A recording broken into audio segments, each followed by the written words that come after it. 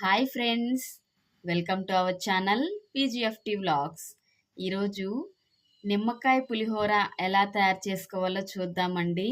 ఎంతో సింపుల్గా మరియు టేస్టీగా ఉండే ఈ నిమ్మకాయ పులిహోరని ఇప్పుడు తయారు చేసుకుందాం రండి. నిమ్మకాయ పులిహోర తయారు చేసుకోవడానికి ముందుగా స్టవ్ ఆన్ చేసుకొని కడాయి పెట్టుకొని దాంట్లోకి మూడు టేబుల్ స్పూన్ల ఆయిల్ వేసుకోవాలండి. ఆయిల్ కొంచెం హీట్ అయిన తర్వాత ఎండుమిర్చి పచ్చిమిర్చి వేసుకోవాలి.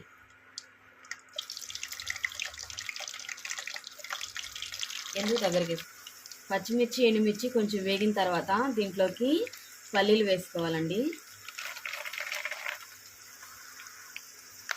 పల్లీలు వేగేటప్పుడే వీటిలోకి 1 టేబుల్ స్పూన్ పచ్చిపప్పు, 1 టేబుల్ స్పూన్ ఆవాలు, 1 టేబుల్ స్పూన్ జీలకర్ర వేసుకోవాలి. వీటిలోకి కొన్ని జీడిపప్పు కూడా వేసుకోవాలి. 2 రెమ్మల కరివేపాకు, ఫైనల్గా 1/2 టీ స్పూన్ పసుపు యాడ్ చేసుకోవాలి. ఇవన్నీ బాగా వేగిపోయినాయండి. ఇంకా స్టవ్ ఆఫ్ చేసుకుందాం. ముందుగా మనం పులిహోర కోసం రైస్ ఉడకబెట్టుకొని చల్లారి పెట్టుకోవాలండి. పెద్ద గిన్నెలో వేసుకొని చల్లారి పెట్టుకోవాలి. కొన్ని నిమ్మకాయలు తీసుకొని దాన్ని ఒక గిన్నెలోకి పిండుకోవాలన్నమాట.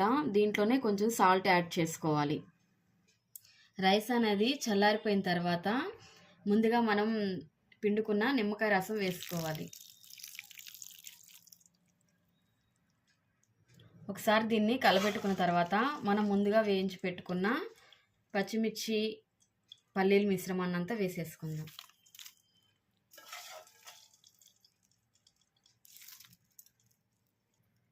దీనంతటిని ఒకసారి మిక్స్ చేసుకుందాము, అన్నం అంతా కలిసేలాగా.